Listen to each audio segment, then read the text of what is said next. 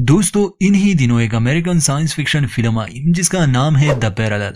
इसकी कहानी पेचीदा जरूर है मगर है काफी दिलचस्प। ये एक चाइनीज फिल्म से प्रेरित है और इसे एक ईरानियन डायरेक्टर ने डायरेक्ट किया है।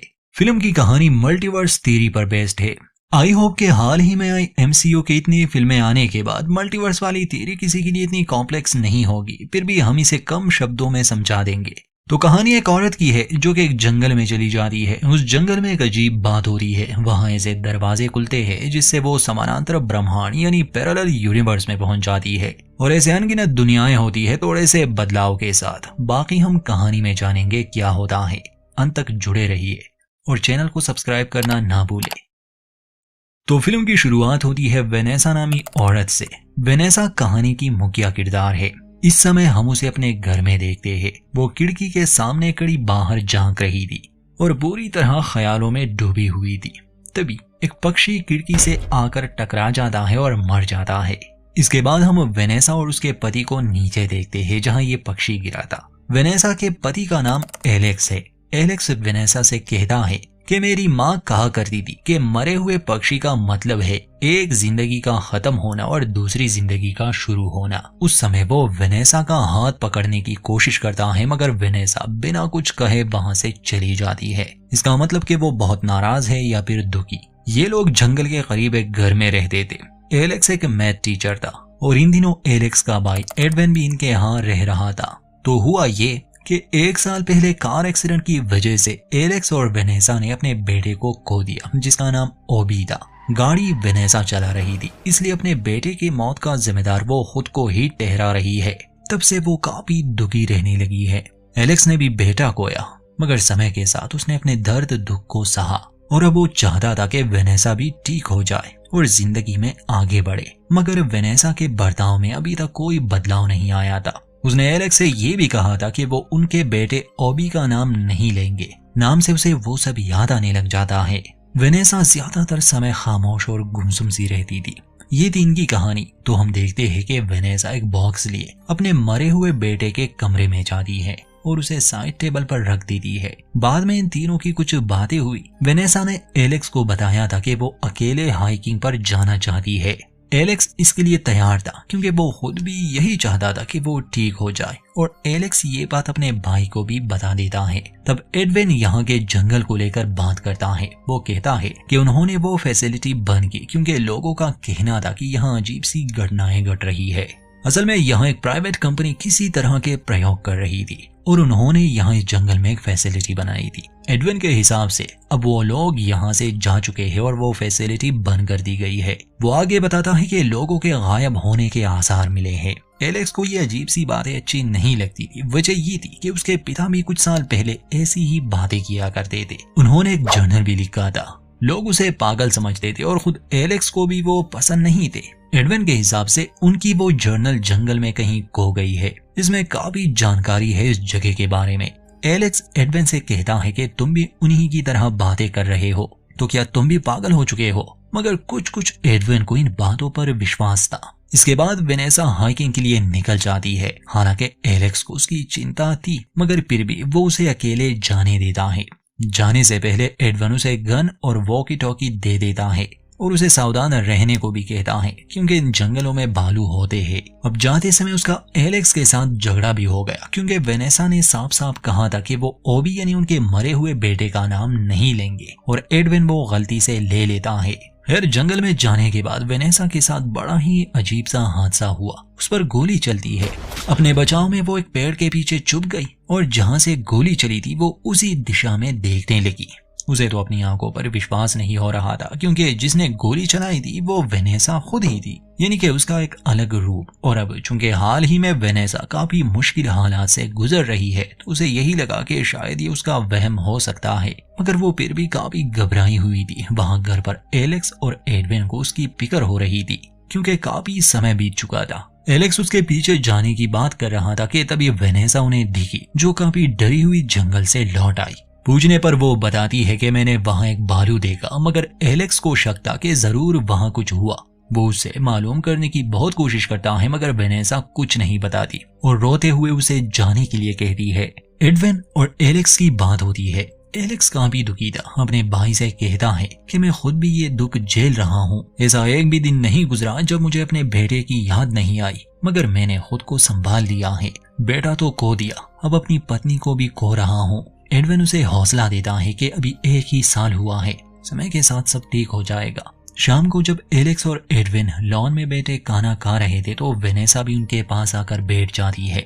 बातचीत के दौरान फिर से ओबी की बात आ गई, जिससे वेनेसा नाराज हो गई। ठीक उसी समय एडविन का दायां हाथ भी थोड़ा जख्मी हो जाता है। एडविन ने अपनी बचपन की एक कहानी भी सुनाई कि एक बार वो पानी में गिरा था और उसे उसके पिता ने बचा लिया, जिससे उसकी जिंदगी बदल गई और उसने कभी शराब को हाथ नहीं लगाया। तो आधी रात को जब वेनेसा नीचे आती है तो देखती है कि एडविन वहां खड़ा ड्रिंक कर रहा है। उसे हैरानी होती है, पूछती है कि बाहर तुमने जो कहा वो सब क्या था।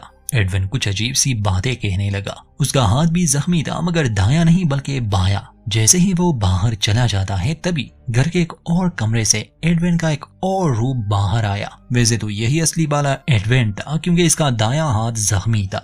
वेनेसा ये सब देखकर काफी उलझन में थी, ना कुछ समझ पा रही थी ना समझा पा रही थी। खैर वो चुपचाप अपने कमरे में चली गई, मगर उसे नींद नहीं आ रही थी। उसे बार बार वो अजीब सी बातें याद आ रही थी, जैसे अपने ही आप को जंगल में देखना या एडविन के 2 रूप देखना। या तो वो पागल हो रही थी या सब सच में हो रहा था। खैर अगले दिन अपना शक दूर करने के लिए वो फिर से जंगल में चली गई। वो एक टूटे हुए पेड़ के बीच से गुजरती है।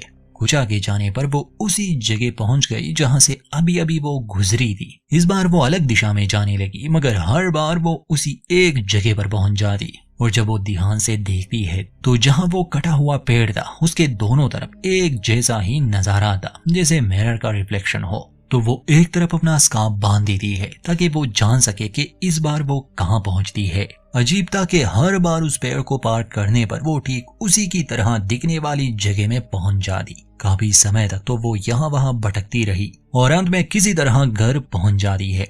मल्टीवर्स के कॉन्सेप्ट को समझना मुश्किल नहीं है। कल्पना करें एक हमारा ब्रह्मांड है और ऐसे अनगिनत और ब्रह्मांड भी मौजूद है, मगर हर ब्रह्मांड में चीजें थोड़ी सी अलग है।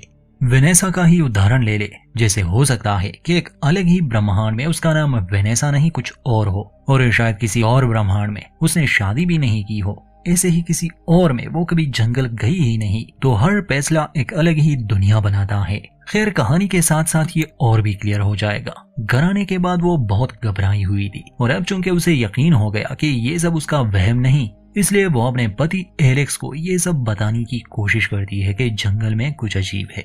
एक जगह से गुजरने के बाद में ठीक उसी की तरह दिखने वाली जगह पर पहुंच जाती। वो एडविन की बात करती है। खैर वेनेसा की अजीब सी बातें सुनने के बाद एलेक्स को गुस्सा भी आता है। वो कहता है कि उस हादसे को 1 साल गुजर गया। आज भी मैं खुद को इस बात का दोषी ठहराता हूँ कि मेरी वजह से ओबी मारा गया। ये सुनकर वेनेसा कहती है कि नहीं, गाड़ी तुम नहीं मैं चला रही थी, एक्सीडेंट मुझसे हुआ था। मगर असलियत ये थी कि वेनेसा अब एक अलग ही पैरेलल यूनिवर्स में आ चुकी थी, जहां एक्सीडेंट का कारण वो नहीं बल्कि एलेक्स है, जो इस यूनिवर्स की वेनेसा है। वो भी जंगल में गई थी और वो गलती से किसी और यूनिवर्स में पहुंच गई होगी। वेनेसा को जब अंदाजा हो जाता है, खासकर तब जब वो एडविन का जख्मी हाथ देखती है, क्योंकि वो दाएं हाथ के बजाय बायां हाथ था। इसका मतलब कि इस दुनिया में भी एडविन जख्मी हुआ था, मगर हाथ वो नहीं। वेनेसा तुरंत ही जंगल की ओर जाने लगी ताकि वो अपनी असली दुनिया में जा सके। मगर अब ये इतना आसान नहीं था, क्योंकि ऐसे अनगिनत दुनियाएं हैं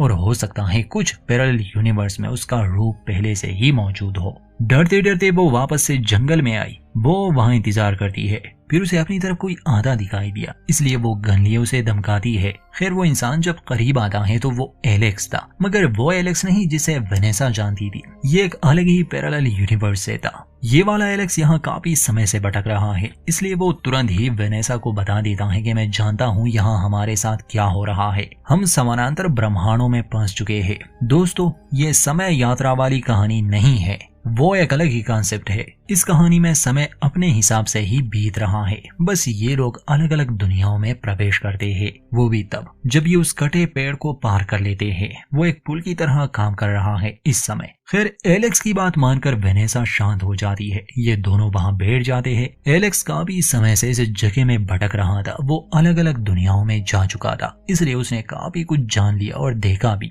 उसके पास एक जर्नल था जिसमें उसने काफी जानकारी इकट्ठा की थी और वो वेनेसा को मल्टीवर्स थ्योरी के बारे में सब कुछ बता देता है। समस्या ये थी कि जब भी ये लोग उस ब्रिज को पार करते थे, यानी उस कटे हुए पेड़ को पार करते थे, तो इन्हें नहीं पता होता था कि ये किस दुनिया में पहुंच जाएंगे। हो सकता है ये एक ऐसी दुनिया में भी पहुंच जाए जहां डायनासोर अब भी जिंदा हो। अपनी दुनिया ढूंढने में इन्हें पूरी जिंदगी भी लग सकती है।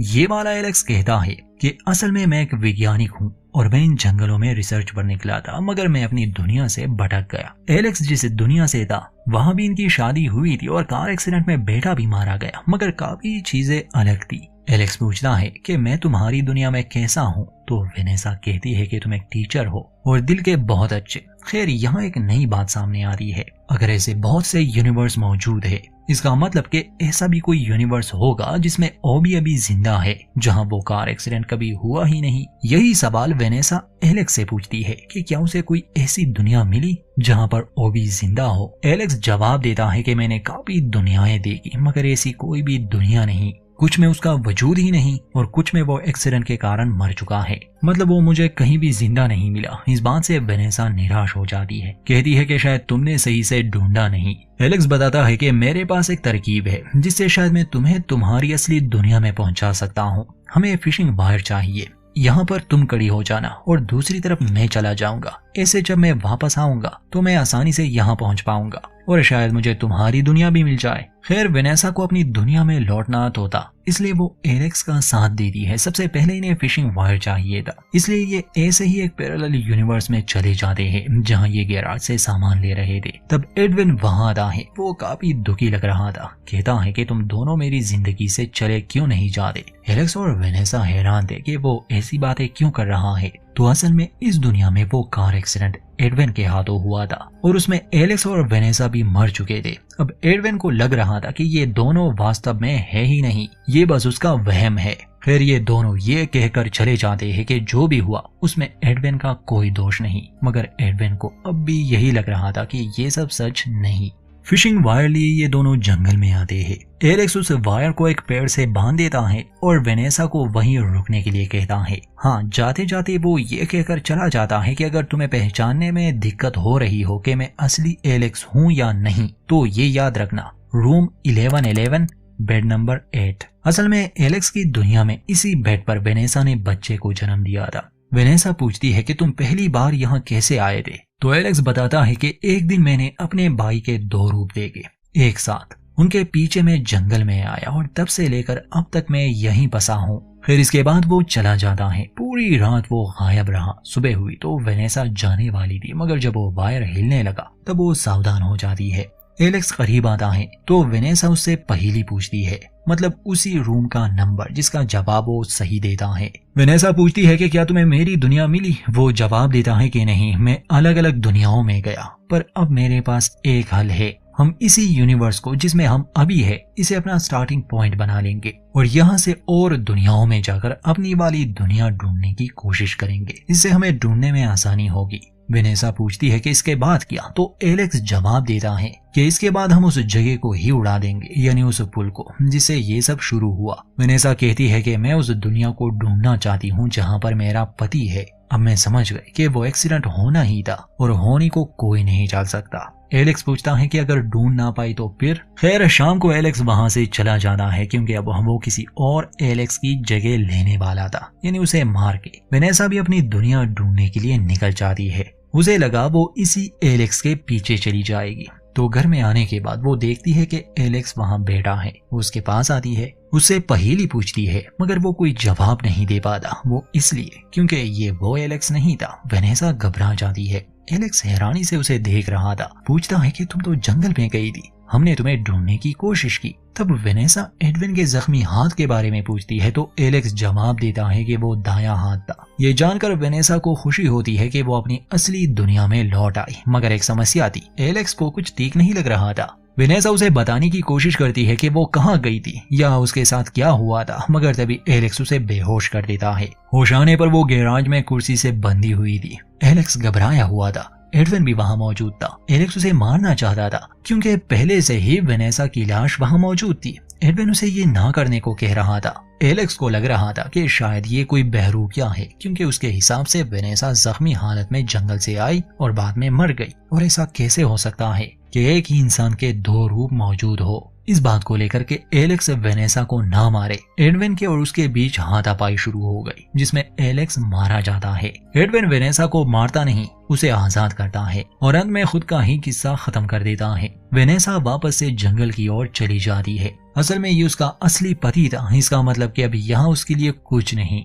जंगल में उसे एक और एलेक्स की लाश मिलती है, जिसकी वेडिंग रिंग निकाल दी गई थी। खैर उसी फिशिंग वायर का पीछा करते हुए वो उस जगह पहुंच जाती है जहां उस जंगल वाले एलेक्स ने उसे सेंटर कहा था। खैर चलते चलते वेनेसा एक ऐसी भी दुनिया में पहुंच चुकी थी जहां वो खुद को, एलेक्स को और एडविन को काफी खुश देख रही थी। अब की बार जब उसे जंगल में एलेक्स मिलता है तो वो बताता है कि मैं अपनी दुनिया तो नहीं ढूंढ सका, मगर मैंने एक ऐसी दुनिया जरूर ढूंढी जहां मैं रह सकता हूँ। बस उसे वहां रहने वाले रूप को मारना होगा जो उसने किया। वो लाश जो वेनेसा को मिली थी ये उसी एलेक्स की थी। एलेक्स वेनेसा को भी यही सलाह देता है कि अपनी मर्जी की कोई जगह ढूंढ लो, वहां के वेनेसा को खत्म कर दो, यही एक रास्ता बचा है, क्योंकि 1 घंटे में मैं उस पुल को उड़ाने वाला हूँ। वेनेसा कहती है कि मैं ऐसा नहीं कर सकती, मैं कोई कातिल नहीं हूँ तुम्हारी तरह। खैर एलेक्स चला जाता है और अब हम वेनेसा बस ऐसे ही जंगल में भटक रही थी। एलेक्स अपनी लाश को उस पेड़ के करीब ले आया था। उसके पास एक डायनामाइट भी था जिससे वो इस जगह को उड़ाने वाला है।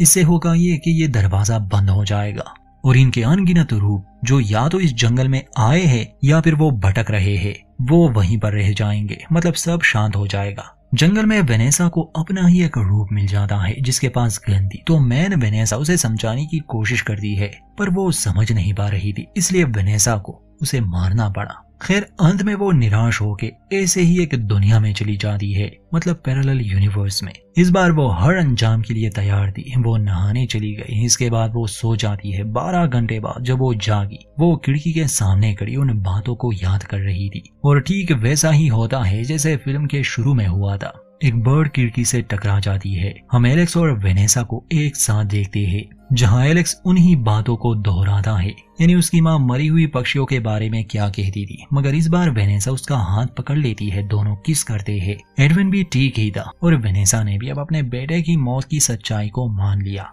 अब जैसे शुरू में वेनेसा वो बॉक्स लिए ओबी के कमरे में गई थी, इस बार भी वो ऐसा ही करती है, मगर अब की बार उसे पता चलता है कि उसका बच्चा जिंदा है। इसका मतलब कि वो अनजाने में ही एक ऐसे यूनिवर्स में आ गए जहां कोई एक्सीडेंट हुआ ही नहीं था और उसका बेटा जिंदा है। एक हैप्पी एंडिंग के साथ इस फिल्म का अंत होता है। तो सवाल ये है कि अब वेनेसा जिस यूनिवर्स में आई जहां पर उसका बेटा जिंदा है, तो यहाँ की वेनेसा कहाँ गई? तो असल में वो वही वेनेसा थी जिसे उसने आखिर में मार दिया था। वो भी जंगलों में आई थी। अब तो एलेक्स ने वो दरवाजा भी बंद कर दिया। इसका मतलब कि जो जहां था वहां रह गया। बाकी कहानी का पूरा कॉन्सेप्ट मल्टीवर्स पर बेस्ड था। इसके अनगिनत परिणाम निकल सकते हैं। यहाँ तक कि इस थ्योरी को लेकर आप अपनी जिंदगी के बारे में भी काफी कुछ सोच सकते हैं। खैर उम्मीद करते हैं ये कहानी आपको पसंद आई होगी। वीडियो अच्छी लगे तो लाइक करें और चैनल को सब्सक्राइब करना ना भूलें।